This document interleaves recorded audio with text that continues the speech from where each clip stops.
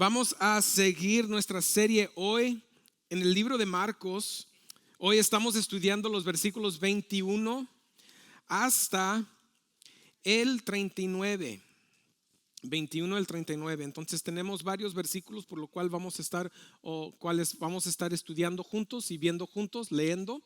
Si tienen sus Biblias, pueden abrir a Marcos capítulo 1, versículo 21. Si no tienen sus Biblias, pueden seguir con nosotros aquí con la proyectora que está atrás de mí, o el proyector que está atrás de mí. Van a estar los versículos ahí junto con también el punto de nuestro sermón o de esta semana. Y a eso voy a llegar.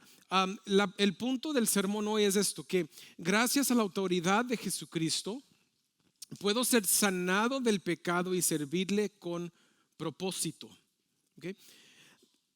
Gracias a la autoridad de Jesucristo puedo ser sanado del pecado y servirle con propósito. Lo interesante de el Evangelio es que el Evangelio llama, el Evangelio transforma. Hace una semana vimos la vida de Simón, de Andrés, de Jacobo, de Juan, que ellos fueron llamados y vimos que Jesucristo tuvo la autoridad de llamarlos de donde estaban ellos y ellos llegaron a seguirlo a él. Porque el Evangelio cambia corazones, el Evangelio da más propósito. De hecho, Jesucristo les dice: si vienen conmigo, yo los haré pescadores ¿de quién? De hombres. Y les dio propósito. Cada discípulo, cada creyente tiene propósito. Cada uno de nosotros tenemos un propósito. Y dado a lo que hablábamos hace unos cuantos minutos, nuestro objetivo en el Evangelio nos va a dar el propósito. ¿Sí? La meta de nuestras vidas no debería ser aumentarnos nosotros, no es aumentar nuestro reino, no es aumentar nuestras riquezas, no es aumentar nuestra salud física, sino la meta de nuestras vidas debería ser glorificar al Padre por dejar a Jesucristo aumentar en nuestros corazones. Ese es el propósito de Dios para nosotros. Y la pregunta para nosotros como creyentes, como cuando vamos leyendo un evangelio como este de Marcos, es: ¿cómo está transformando el evangelio mi vida? ¿Cuál es mi meta y cuál es el motivo? Y esa meta y el motivo te va a revelar cuál es el objetivo de tu evangelio, de lo que tú crees. Y nosotros tenemos que llegar a la Biblia y dejar que la Biblia nos diga cuál es un evangelio verdadero. Y eso es lo que está haciendo Marcos por medio de la vida de nuestro Señor Jesucristo. La semana pasada vimos que el Señor Jesucristo vino predicando el evangelio, diciendo que el tiempo ha cumplido. Tiempo ha cumplido. En otras palabras, ya no hay necesidad de esperar, ya no hay profecías que dar, porque ya la época cual Dios había hablado hacia Israel había llegado en la persona de Jesucristo. El reino de Dios estaba aquí. Él dice: el reino de Dios está para tu poder tomarlo. It's at a hand's reach. Está muy cerca, dice Jesucristo. Y dice: nuestra respuesta a este evangelio debería ser arrepentirnos y creer. El arrepentimiento viene cuando uno toma información nueva, lo cree y cambia su forma de vivir. Este fue mi vida antes de Jesucristo. Llega el evangelio, me da nueva información y ahora yo doy el 180 y empiezo a caminar hacia Jesús. Eso es lo que significa el arrepentimiento. El arrepentimiento no solo es pedir perdón. El arrepentimiento es decir: me he dado cuenta de nueva información que implica que debo de vivir de una manera diferente y ahora lo vivo de esa manera. Y el evangelio de Dios, el evangelio de Jesucristo está implicado en el evangelio que nosotros damos el 180 y estamos viviendo diferente. Antes de Jesús estamos viviendo por nosotros mismos. Después de Jesús soltamos eso y ahora vivimos para Él, solo Él. ¿Me explico? Entonces, Nosotros vamos a ver hoy que Jesucristo no solo tuvo la autoridad para llamar, no solo nos ha dado ver la autoridad que él tuvo sobre Satanás ayúdeme, en el desierto, sino también fue y llamó a sus primeros discípulos, tenía autoridad sobre el hombre. Hoy vamos a ver que Jesucristo tiene autoridad sobre los demonios y las enfermedades, pero también vamos a ver que lo más importante para él es el propósito, el propósito. Y nosotros también tenemos un propósito. Y hoy espero que por medio de lo que vamos a leer y estudiar juntos podemos nosotros seguir adelante paso a paso con Jesús en propósito correcto y no propósito equivocado. Propósito que da fruto y es eterno y no un propósito que es en vano y solo de esta tierra. Entonces, llegamos a Marcos capítulo 1, versículos 21 al 28. Y esto fue después de que Jesucristo llamó a los 4 discípulos sobre el mar de Galilea. Y dice, entraron en Capernaum y enseguida, en el día de reposo, Jesús entró en la sinagoga y comenzó a enseñar. Y se admiraban de su enseñanza, porque les enseñaba como quien tiene autoridad y no como los escribas. En ese momento estaba en la sinagoga de ellos un hombre con un espíritu inmundo o un demonio, eso es lo que significa, el cual comenzó a gritar: ¿qué tienes que ver con nosotros, Jesús de Nazaret? ¿Has venido a destruirnos? Yo sé quién tú eres, el Santo de Dios. Jesús lo reprendió diciendo: cállate y sal de él. Entonces el espíritu inmundo, causándole convulsiones al hombre, gritó a gran voz y salió de él. Y todos se asombraron de tal manera que discutían entre sí diciendo: ¿qué es esto? ¿Una enseñanza nueva con autoridad? Él manda aún los espíritus inmundos y le obedecen. Enseguida su fama se extendió para todas partes, por toda la región alrededor de Galilea. Jesucristo llegó a Capernaum y dice Marcos en su evangelio que inmediatamente él fue a la sinagoga.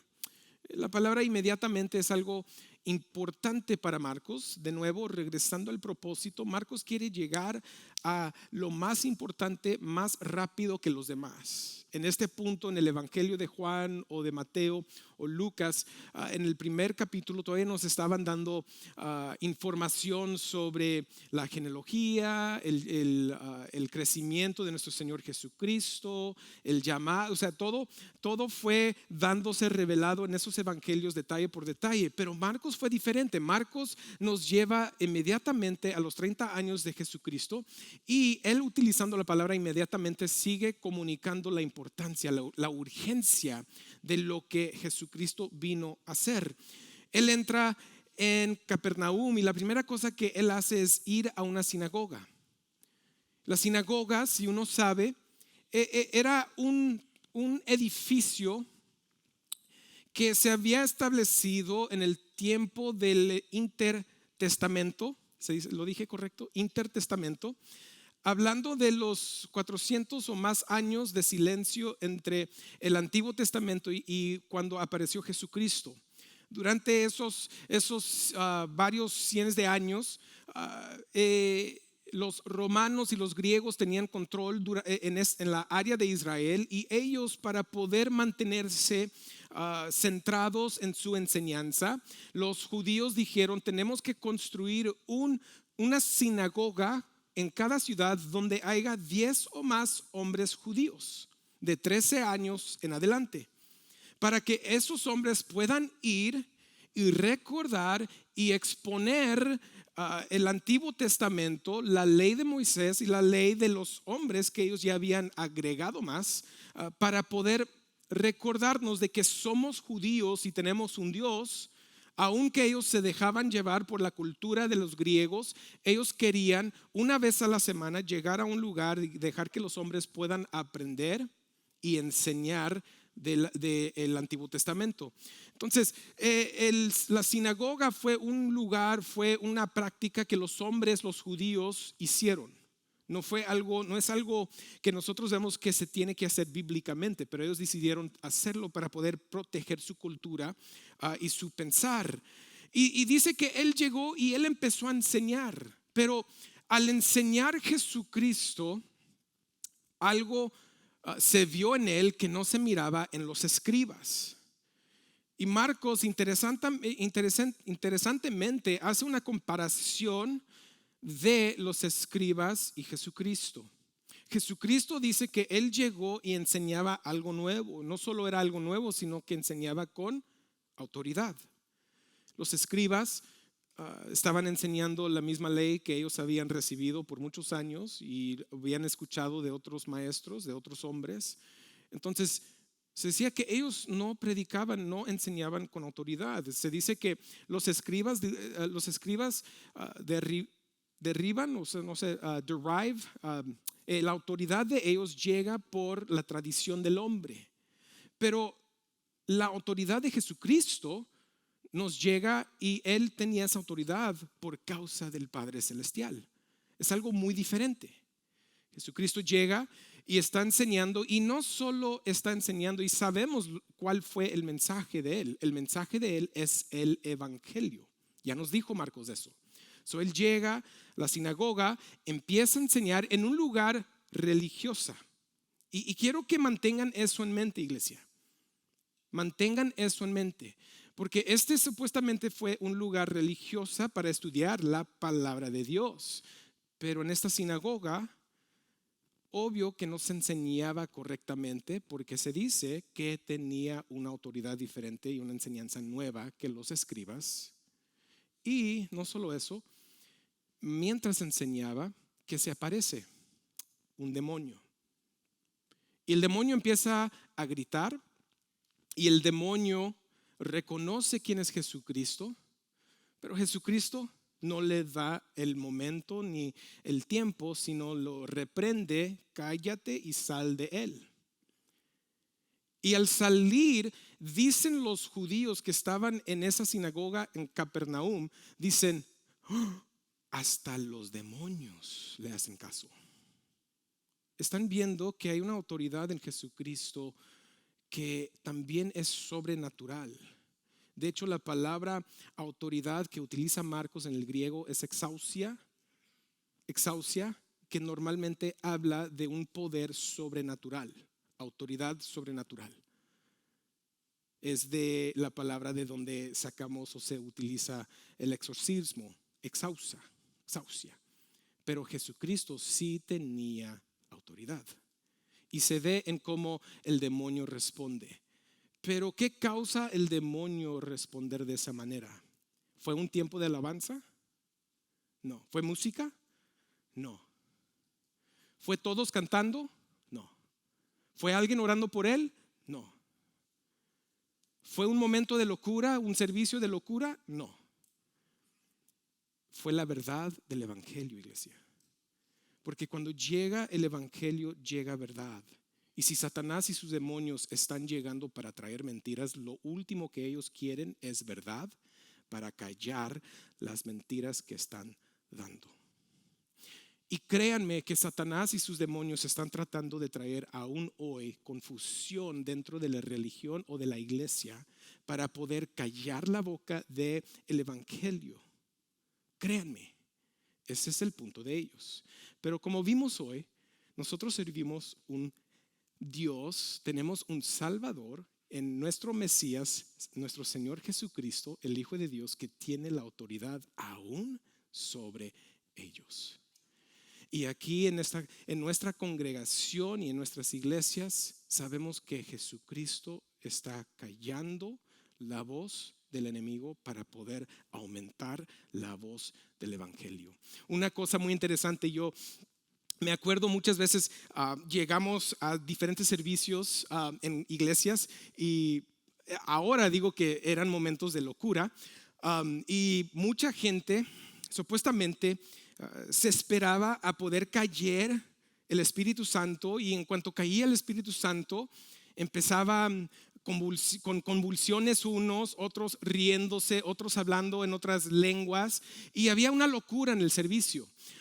Y muchas veces decíamos que pues es que es el poder del Espíritu Santo, pero quiero que no pierdan el enfoque o la importancia de ver de que en esta historia la única persona que se está convulsiendo es el demoníaco, el endemoniado. No es el creyente con el Espíritu Santo. Y nunca vas a ver en las Escrituras que el Espíritu Santo causa a alguien caer o empezar con convulsiones. Hay una diferencia. Y tenemos que ver eso, porque somos una cultura que sí nos gusta mucho las emociones, y muchas veces decimos, no, pues es que llegamos ahí, ¿cómo se sentía el Espíritu Santo? El Espíritu Santo estaba muy presente, se manifestó en este momento y la gente se cayó y esto y esto. Primeramente, el Espíritu Santo está en cada uno de nosotros. Entonces el Espíritu Santo siempre está presente. No hay necesidad de esperar que el Espíritu Santo caiga, porque Él ya descendió sobre nosotros. Cada cuando nosotros llegamos a la fe en Jesucristo, en salvación, el Espíritu Santo está en ti y en mí. El Espíritu Santo está manifestado cada vez que nosotros nos estamos reuniendo. ¿Por qué? No por algo místico, sino simplemente porque el Espíritu Santo vive en ti y vive en mí. Y estamos juntos. Entonces el Espíritu de Dios está con nosotros. El Espíritu de Dios está presente y manifestado. Amén. No hay necesidad de esperar eso. Pero vemos que dentro de esta experiencia podemos ver que Jesucristo tenía la autoridad sobre ellos y todavía lo tiene. Pero vamos a seguir leyendo. Marcos 1:29 al 34.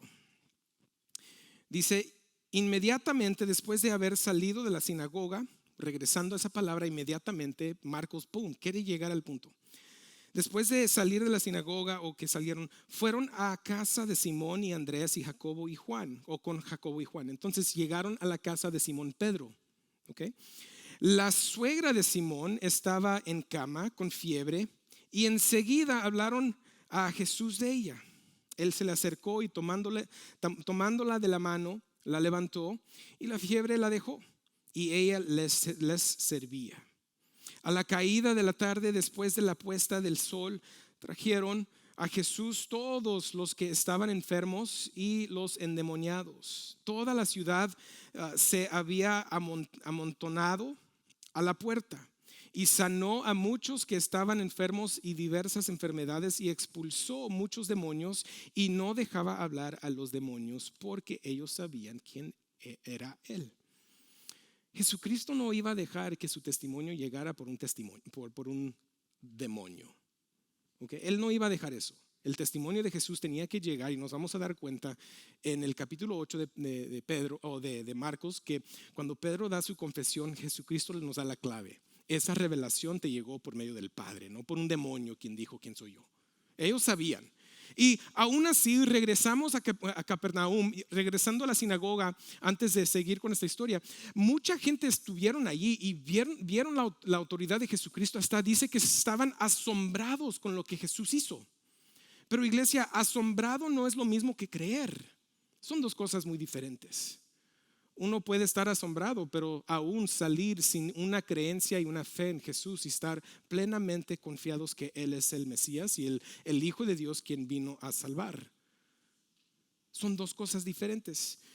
Y enseguida Él llega a la casa de Simón Pedro, está la suegra de Simón enferma. Me imagino que Simón Pedro a él sí le caía muy bien la suegra porque quería que Jesús la sanara. Ojo, se quería ganar unos puntos con ella. Yo traje a mi maestro y te va a sanar. Acuérdese, suegra, ¿quién hizo esto? Entonces, llegan a la casa, Jesús le dicen, Jesús va con ella. ¿Ustedes ven que Jesús dice algo con la señora, con la mamá, con la suegra? No. La toma de la mano y la levanta. En estos tiempos, para poder sanar a un enfermo, Utilizaban encantamientos de diferentes culturas, aún judías, para poder ver que la persona pudiera llegar a una sanidad. Quizás, si sí o no, no sabemos. Pero lo que sí sabemos es que Jesucristo llegó sin decir nada, sin un servicio, sin una oración especial, sin un tocar, no, sí la tocó, pero sin un encantamiento, ah, sin nada muy especial, sino que Él llegó simplemente y la tocó. ¿Por qué? Porque Jesucristo tiene autoridad sobre las enfermedades físicas también. Y aquí se ve. Y inmediatamente después de esto se dice que de repente toda la ciudad de Capernaum sabían de Jesucristo, habían escuchado lo que pasó en la sinagoga y o se dieron cuenta de lo que pasó en la casa de Simón Pedro, que la suegra sanó. Y todos llegaron a la casa para poder ser ¿qué? Primeramente para ver qué está pasando, quién es este Jesús. Segundamente trajeron a todos los enfermos y los endemoniados. Porque ellos habían visto una autoridad y estaban esperando que Jesús podía sanar y hacer los milagros. Pero antes de llegar a ello, nosotros vemos que la suegra de Simón Pedro, cuando ella es sanada, ¿qué fue la respuesta de ella? Ella se levanta y ¿qué? Le sirve. Iglesia, muchos de nosotros hemos escuchado o quizás hemos sido aquellos que hemos buscado los milagros y señales y prodigios de Dios. Primeramente quiero que sepas que no hay ningún milagro más grande, más importante que un muerto espiritual llegar a la fe en Jesús y ahora resucitar y vivir en Él. Ese es el milagro más grande. Ahora, cada creyente hemos vivido eso. Y nuestra respuesta debería ser igual como la mamá o la suegra de Simón Pedro, que ella se levantó y no dijo nada, empezó a servir. Servir. Esa es parte de disminuir nosotros y aumentar Él en nosotros. Quizás no todos somos Simón, Andrés, Jacobo, Juan, no todos pudimos llegar a ser un apóstol como ellos, no todos podemos ser predicadores o pastores, no todos tenemos don de enseñanza, pero cada uno de nosotros tenemos un don del Espíritu Santo que es para servir al cuerpo. Y cuando uno tiene una experiencia donde ellos llegan o cuando ellos llegan a la fe y ahora hemos sido renovados, restaurados, pero más bien ahora hemos llegado hacia la vida, porque estábamos muertos antes de que llegara Jesucristo, estábamos muertos espiritualmente, y ahora que tenemos la vida en nosotros, hemos resucitado con Él, ahora nos toca servir. Pero desafortunadamente muchos de nosotros muchas veces pensamos que la iglesia está aquí para servirme a mí y yo no tengo que hacer nada. Pero el ejemplo y la historia del Nuevo Testamento es que cada creyente llega a la fe y llega a servir a los demás. ¿Quieren realmente servir a Jesucristo? Pues sirve a tu prójimo en la iglesia. ¿Quieres llegar realmente a amar a Dios primero y antes que todo? Pues empieza a amar a tu prójimo que está en la iglesia. Y por hacer ello lo estás cumpliendo como Dios el Padre nos ha mandado. Vemos un ejemplo en la suegra de Simón Pedro, que ella se levantó y empieza a servir. Los demás llegan, vemos que es dice toda la ciudad vino con él y Jesucristo sanó muchos que estaban enfermos y con diversas enfermedades y expulsó muchos demonios y no dejaba hablar los demonios porque ellos sabían quién era. Podemos ver que Jesucristo, tiene autoridad sobre la enfermedad y las enfermedades físicas. Seguimos leyendo Marcos capítulo 1 versículos 35 al 39. Dice: y levantándose muy de mañana, cuando todavía estaba oscuro, Jesús salió y fue a un lugar solitario y allí oraba. Simón y sus compañeros salieron a buscar a Jesús. Lo encontraron y le dijeron: todos te buscan. Jesús le respondió: pues vamos a otro lugar, a los pueblos vecinos, para que yo predique también allí, porque para eso he venido. y fue por toda Galilea predicando en sus sinagogas y escuchen, y expulsando demonios. Es decir, que los demonios se encontraban en las sinagogas, en los lugares religiosos donde se enseñaban cosas equivocadas. Y Jesucristo no fue movido por la gente, no fue movido por la fama, sino Jesucristo, después de una noche, ¿se imaginan toda la gente que llegó, todo el trabajo, todo el tiempo que se tomó en poder sanar a todos y expulsar demonios? Y dice que antes de que subió el sol, Jesucristo fue a orar en un lugar solitario. La palabra solitario ahí es la misma palabra que se utiliza para poder comunicar cuando Jesús se fue al desierto a ser tentado.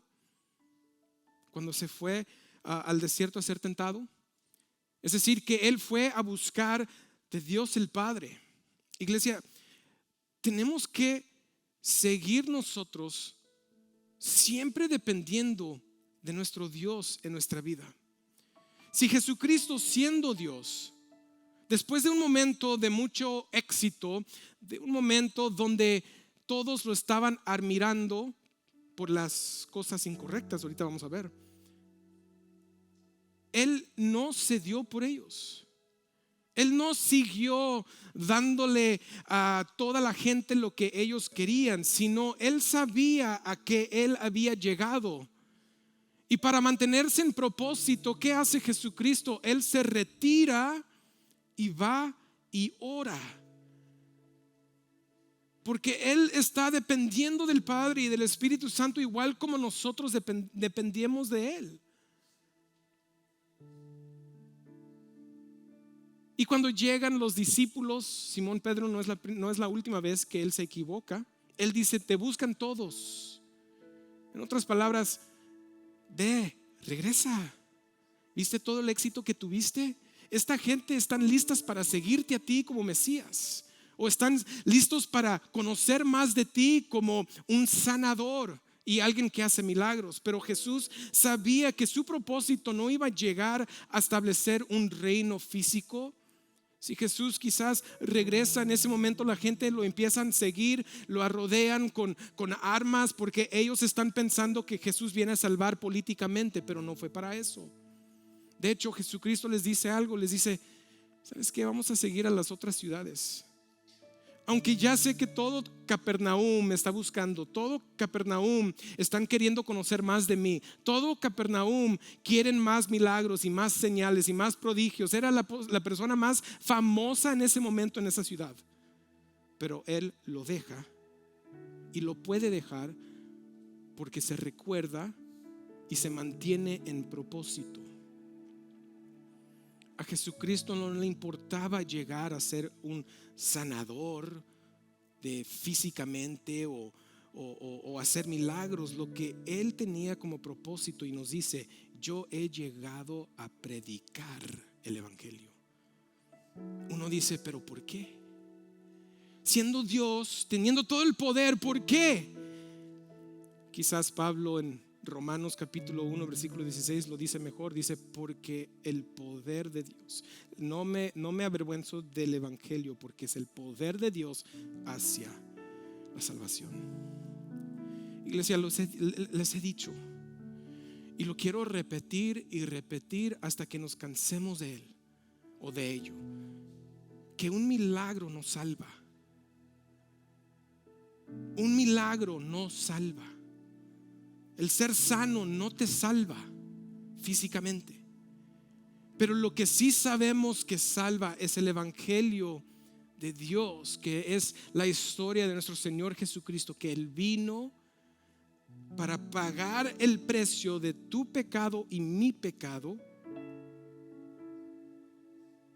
para hacer el sacrificio que iba a saciar la ira de Dios sobre nosotros.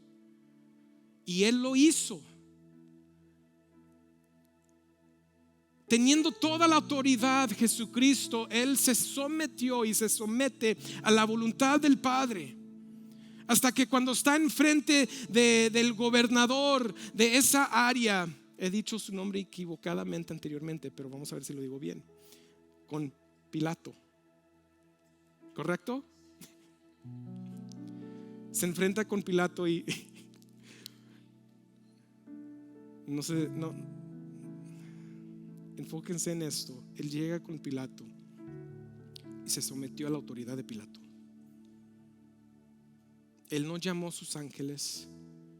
Él no empezó a pelear una batalla. Cuando Pedro le quiso o le mochó la oreja, él dijo: a eso no hemos llegado. ¿Qué traes, Pedro?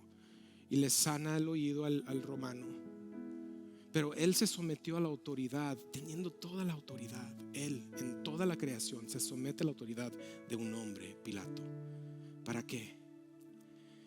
Pues Isaías 53:5 nos dice: pero él fue herido por nuestras transgresiones, molido por nuestras iniquidades. El castigo por nuestra paz cayó sobre él, y por sus heridas hemos sido sanados. Mediten en eso. Pero sanados ¿cómo? Espiritualmente. Nuestra enfermedad era el pecado, con un destino, y era muerte espiritual, pero Jesucristo llegó a sanarnos y lo hizo por medio de sus heridas, por su castigo. El castigo cayó sobre él para que nuestras heridas puedan ser sanadas. Primera de Pedro 2:24 dice: él mismo llevó nuestros pecados en su cuerpo sobre la cruz, a fin de que muramos al pecado y vivamos a la justicia, porque sus heridas fueron ustedes sanados. De nuevo, Primera de Pedro lo dice muy claro. Nuestras enfermedades o del pecado fue del cual Jesucristo nos sanó. Él se entregó, él se sometió a la autoridad de Dios el Padre, a la voluntad de él. Aún se sometió a un hombre que no tenía nada de autoridad sobre Jesucristo, pero él se somete para que pueda ir a la cruz y pueda hacer ese trabajo. Y lo que ha hecho nuestra generación es ha causado mucha confusión, por lo cual vino Jesucristo. Él no vino a hacerte rico en esta vida. Él no vino a darte puestos especiales en esta vida. Él vino a transformar tu corazón y mi corazón pecaminoso, necesitados de un Salvador, necesitados de la justicia de Dios. Él vino y se entregó por ese propósito. Hay que cerrar nuestros oídos a las mentiras y decir: ¿cuál es nuestro objetivo? ¿Cuál es mi meta? ¿Hasta dónde quiero llegar yo? Porque si no es hacia Él, no es el evangelio. Y Dios, ten misericordia sobre nosotros. Pero cuando yo estoy dispuesto a dejar toda mi vida y irme y correr para seguirlo a Él, entonces he llegado a la verdad del evangelio. He llegado a la verdad por lo cual Él se entregó y fue crucificado por ti y por mí. Ya hay que dejar de usar Jesucristo como una suerte, algo de suerte, que en el nombre de Jesús esto va a suceder. Tú no sabes eso. Lo que sí sabemos es que en el nombre de Jesucristo nosotros podemos ser salvados, podemos ser perdonados de nuestros pecados y podemos recibir la vida eterna. En esta historia no hay nada que implica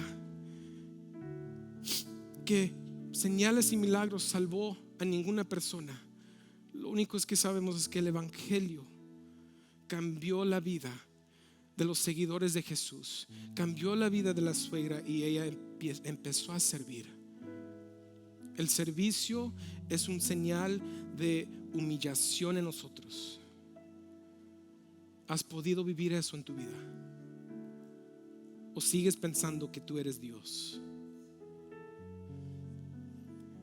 Dejemos de hacer estas cosas y vamos a correr hacia el evangelio de nuestro Señor Jesucristo. llegamos a Primera de Corintios y pueden tomar su copa de comunión, lo pueden preparar.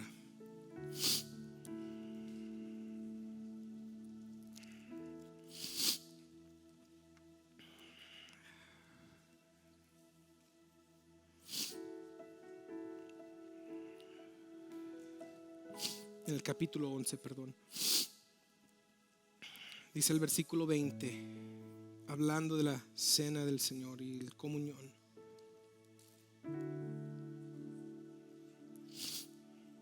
Teniendo en mente lo que vino a hacer Jesucristo, que Él fue herido, su cuerpo fue herido,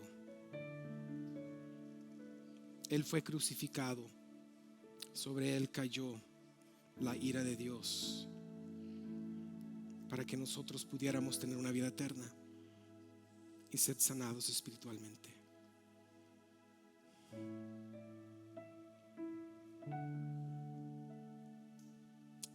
Dice el apóstol Pablo: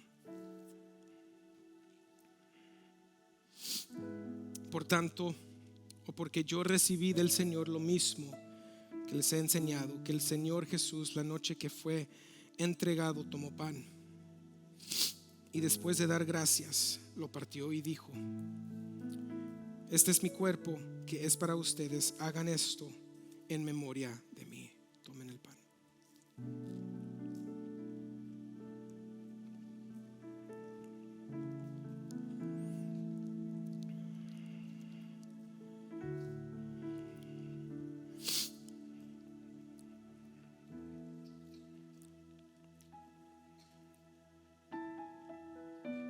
Y de la misma manera tomó también la copa después de haber cenado, diciendo: esta copa es el nuevo pacto en mi sangre, hagan esto cuantas veces la beban en memoria de mí.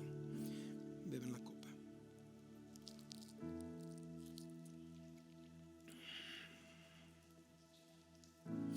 El versículo 26 dice: porque todas las veces que coman este pan y beban esta copa, proclaman la muerte del Señor hasta que Él venga. Iglesia, la esperanza del Evangelio es que un día estaremos con Él. Es que un día vamos a tomar de comunión con Él. Es que un día vamos a celebrar con Él. Así será. Pero hasta que Él regrese, nuestro propósito es servir el Evangelio de nuestro Señor Jesucristo y servirnos unos a los otros. Vamos a orar. Padre, te damos gracias. Gracias por tu palabra, gracias por la verdad tuya que viene y deshace cada mentira del enemigo.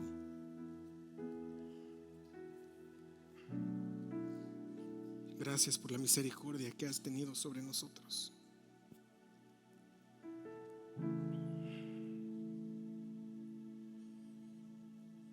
Padre, pido que sigas transformando nuestros corazones, el poder responder así como hizo la suegra de Simón Pedro, de poder servirnos unos a los otros sin esperar nada, sin decir nada, simplemente llegar a servir con un corazón humilde.